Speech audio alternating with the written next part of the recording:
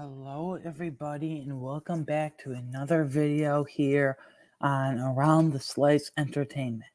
In my welcome video that I published the other day for this channel, I briefly mentioned in passing that I finally am watching through Game of Thrones for my first time ever. I know, right? I'm super late, but hey, at least I'm here now, and boy, am I so glad I did that, because what I'm going to start implementing on this channel is there's 8 seasons, right? So after each season and before I start the very next season, I'm going to be giving you guys a mini review slash recap, basically sharing my unfiltered thoughts on what I thought of that season that I just wrapped up and finished. So of course today just wrapped up season 1 last night, so we are going to go over my personal thoughts for season 1. I'm going to go over my positives and what I liked, and my negatives. I don't honestly, with season 1, I don't really have any questions. Just a little teaser. I don't really have any questions for Game of Thrones season 1. What I mean to say is I don't really have any negatives with Game of Thrones season 1. I have more questions for season 2 than anything else. No negatives per se, just some lingering questions that I have. But for the positive, for what I liked, we got to start right off the bat from season 1 of Game of Thrones. The scope of this world is just absolutely massive. For someone that loves lore of shows and movies, such as myself, this was very, very cool and awesome and interesting, whatever big adjective you want to use that fit the description for me. I love finding new locations and shows, and this show has every location you can think of.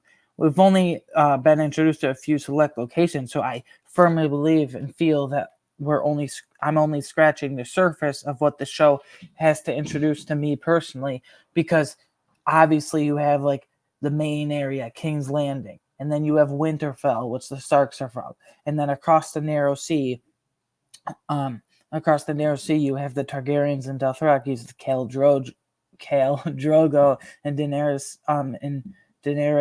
Targaryen of Viserys too, who, unfortunate fate there, but whatever. The scope of the story is absolutely massive, and throughout the next few seasons, specifically going into season 2, I can't wait to discover this world even more. It will be interesting to see, not ranking per se. It would be interesting to see how these worlds all compare. I mean, every single corner of this world, I'm so excited to explore, and all the different worlds, but all the scope of all the different characters too. There's so many characters that are in the show. You'll come to find soon enough that they're not very likable, but I mean, most of them are plotting. Everyone's plotting to get to the Iron Throne, but yeah, it's really cool to see. I'm glad I got hooked on the show last week when I did, because I can't wait for season 2. And like I said, I can't wait to explore even more. My favorite character was Ned Stark. We'll just get to it now since we're talking about him. Obviously, we know the big scene when Joffrey kind of makes up that Joffrey and his men make up that he committed treason. He was technically arrested, and he was thrown in their version of a jail and underground cave or whatever it was, and locked up. And then all of a sudden, when they're outside, he's admitting his treason, whatever. Joffrey orders for him to basically be beheaded, and he keeps his head on a stake, which right there, I knew Joffrey was twisted and screwed up, but that right there kind of confirmed it for me, and probably for all of you that've already seen the show.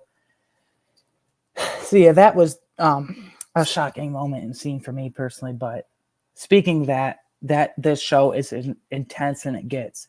This show, Game of Thrones, is as intense gets. Every single episode, there was a cliffhanger. I feel like all 10 episodes left me wanting more. And the cliffhanger of season 1 was just an elite cliffhanger, in my opinion. Might as well talk about that now. The specific scene. The best scene, well, I can't say the best scene because it rivals, at least. So Ned getting beheaded, even though it is a really intense and sad scene and made me mad with the whole Joffrey thing, but the whole Ned Stark being beheaded thing, and the all the like baby dragons being hatched out of the burning fire.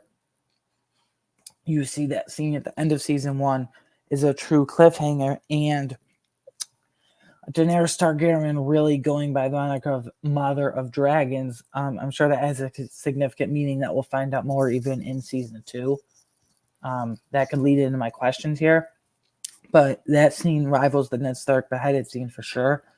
I think they're both equally as impactful and equally as intense, but I think I don't know which one was more shocking. I think which has more of an impact on season 2. I guess you could say like Daenerys Targaryen truly evolving once and for all into the Mother of Dragons and like her dragon army, if you will. But I'd have to think about that. Both were like equally as intense.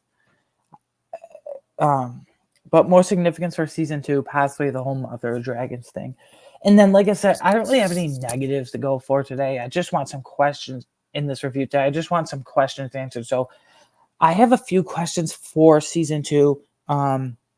With the whole Ned Stark thing, obviously Ned Stark gets beheaded in episode 9. So they have episode 10, the season 1 finale without him. But now that they have the whole 10 episode run season, a whole 10 episode season, for season 2, how will they handle a whole season without Ned Stark? Will there be certain characters that will still feel the effects of his death by Joffrey, or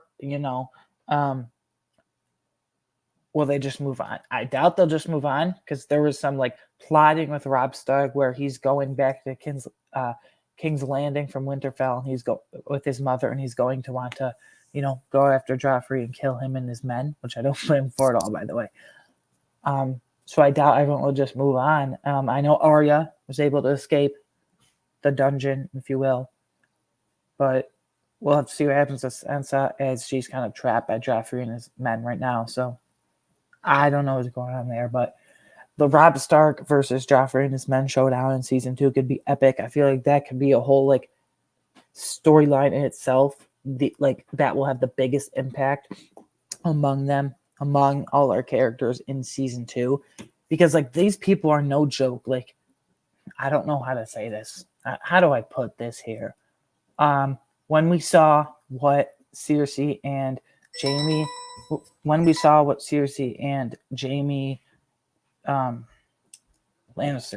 Cersei and Jaime Lannister were doing at episode 1, when they were doing what they were doing, that's when you've started to feel like okay, like this family's all like screwed up. This family has they're all messed up and sadistic and twisted.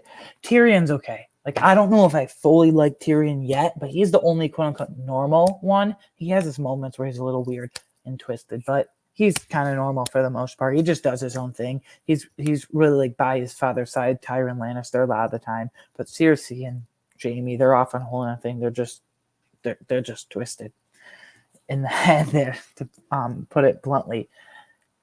But back to season 2, I can't wait to see what Robb Stark, how he handles, how he charges against Joffrey and his army and men. And then, let's see, another question I have for season 2, will the Wall and Night Watchers be explored even more? Because at the end of season 1, in the finale, we saw that they were going out in the wilderness to see if the White Walkers have risen again, and all the threats out there in the wilderness outside the wall that surrounds the 7 kingdoms. I'm not saying this is a negative thing, but I thought Jon Snow, his character, could have been developed a little more in season 1. He could have had a more on-screen presence, and I feel like the Wall and Night Watchers in specific, including Jon Snow, could have been kind of, explored even more. I'm sure we'll get much more explanation of them as they go out into the wilderness and fight whatever threat that they have to put to a stop, if you will. But that's not a negative. That's just like, I'm wondering if we're going to get way more character development with the Night Watchers and explore the area, in particular of the Wall, even more. As I was saying, like new places, but maybe explore an already established place. Maybe even develop an already established place in the Wall even more, where the Night Watchers reside. And then last question I have, again, I'm sure I'm missing some, so put them down in the comments below, but please don't spoil it for me beyond season 1. Thank you. how big of an impact will Daenerys Targaryen evolving into the mother of dragons have on season 2 as a whole? Like, will her and her dragons, or really any of the Targaryens or Dothraki come in contact with anyone else? I doubt it, but maybe I doubt it, and because we're not sure what their motives are right now. So I personally doubt it because they're separated. The Seven Kingdoms and Dothraki, or Essos, I guess it's called, are separated by the narrow sea. Maybe we'll see even more of Essos, even more of the Targaryens, because I thought for the most part season 1 was spent kind of exploring the Seven Kingdoms, exploring Winterfell and King's Landing, and mainly the Lannisters with their twisted family there. So this is, maybe we'll dive into more of the mother of dragons kind of evolving with her dragons and all that. So will they come in contact with anyone else? I cannot wait to see what happens in season 2. I'm going to give a final score. So I'm going to give I'm going to give Game of Thrones season 1 a final score of a 9.5 out of 10, just for the positives I mentioned. And it would be a perfect 10 if, again, I have no negatives. If I had I just have some questions. I want loose ends, if you will, tied up here and there, and some questions that I have that I want answered. If we get those answered early on in season 2, maybe in the first few episodes, then maybe season 1 becomes a perfect 10 for me. But as it stands right now, I'm going to give it a 9.5 out of 10. Anyways, guys, I can't wait to discuss season 2 and future seasons with you guys here on Game of Thrones. Again, please don't put any spoilers beyond the season 1 I've already seen down in the comments below. You guys can talk about season 1, but please nothing beyond that. I would greatly, greatly appreciate it. Anyways, I will see you guys in the next one. This channel is off to a great start in Game of Thrones. Like, this has the potential. I know it's only one season, so this is kind of bold of me saying right now. The potential to be my favorite season as a whole. I just love all the characters. I love that we're getting to explore new areas, and like, there's multiple storylines that I'm very intrigued by. And like, this show is very intense, multiple cliffhangers, and like, we've had one impactful death already with the beheading of Ned Stark, and I'll have to see how the impacts of that season 2. I can't imagine we'll just move on from that. Anyways, guys, I will see you in the next video here on this channel. And yeah, thanks for supporting, and I will see you next time.